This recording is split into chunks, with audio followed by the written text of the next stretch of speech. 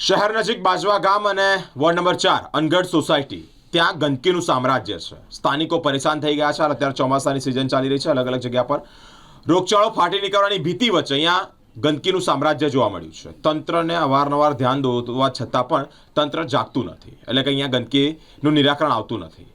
જે મકાન માલિક છે તેઓ જવાબદારી લેવા તૈયાર નથી, ઇન શોર્ટ જવાબ આપતા જ નથી। અલગ અલગ રીતે સ્થાનિકોને તકલીફ પડી રહી છે। ગંદકીની ભરમારથી રોગચાળાની ભીતિ પણ સતાવી છે। બાજવા ગામ વોર્ડ નંબર 4 અને ત્યાં અનગઢ સોસાયટીમાં રહેતા ગિરીશભાઈ શાહ કે જેઓ મકાનમાં સ્થાનિક રહીશોને કયા પ્રમાણે 40થી 50 લોકો ભાડે રાખતા હોય છે। કોમન પ્લોટમાં કૂવો છે જે પોતાની માલિકીનો હોય તેવું જણાવી રહ્યા છે। સ્થાનિક લોકોના તેઓ કોલ ઉઠાવતા નથી, જવાબ પણ નથી આપતા। જેને જે કરવું હોય તે કરી લો તેવો જવાબ આપે છે। સ્થાનિક લોકો ઘરની સામે જ ગંદકી થતી હોય ત્યારે અહીંયા ખડકુઓ જોવા મળ્યો છે। જીવાનું લોકોનું હરામ થઈ ગયું છે। પંચાયતને નોટિસ આપી છતાં કોઈ પણ પ્રકારના જવાબ આપતા નથી। લોકો હેરાન થઈ રહ્યા છે। ગંદકીની ભરમાર જોવા મળી રહી છે। 40થી 50 લોકોને ભાડે રાખતા હોય, સતત પોલી વેરિફિકેશન અને ભાડા કરાર થયો છે કે કેમ તે પણ એક તપાસનો વિષય છે। વડોદરા જિલ્લા અને તાલુકા આરોગ્ય વિભાગ તાત્કાલિક પગલાં લેવા સ્થાનિકોએ માંગ કરી છે।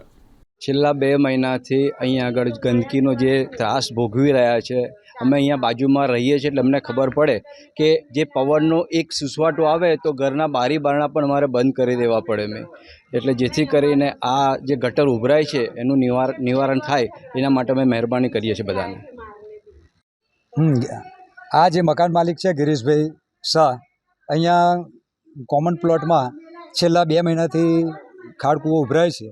અમે વારંવાર રજૂઆત કરી, એમને 1-1.5 મહિનો તો અમે આપ્યો કે આજે કરે સોસાયટીના નાતે। પછી અમે કંટાળીને પંચાયતમાં અરજી આપી અને ત્યારબાદ અમે કહેવામાં આવ્યું છતાં પણ હજુ કંઈ એ સાંભળતા નથી, ફોન તો ઉઠાવતા જ નથી। એટલે ના છૂટકે અમારે છેલ્લે ન્યૂઝવાળાને બોલાવવા પડ્યા અને આ જે કંઈક થઈ રહ્યું છે અને લોકો જે ત્રાસ ભોગવી રહ્યા છે એ ત્રાસ દૂર થાય એવો અમે ઈચ્છીએ છીએ। એ મહિનાથી અમે રજૂઆત કરી છે પણ એ ભાઈને ઊંઘ ઉડતી નથી। મારા ઘરની બરાબર સામે જ આ ખાડકૂવો છે। અમે એને 10 વાર રજૂઆત કરી પણ એ કોઈ સાંભળતા નહીં। અમારું બી બારણું ખોલી નથી શકતા। નાના અમે બાળકો ઘરમાં છે, એ બી બહાર નીકળી નથી શકતા। તો આ ગંદકી અહીંથી દૂર કરવા માટે મહેરબાની કરી અને આનું કંઈક નિવારણ કરો। એ પંચાયત અમે લખીને આપ્યું છે પણ એને કોઈ પંચાયતની કે કોઈની કશી પડી નથી। તો મહેરબાની કરીને આનું આગળ જે કરવું એ કાર્યવાહી કરો।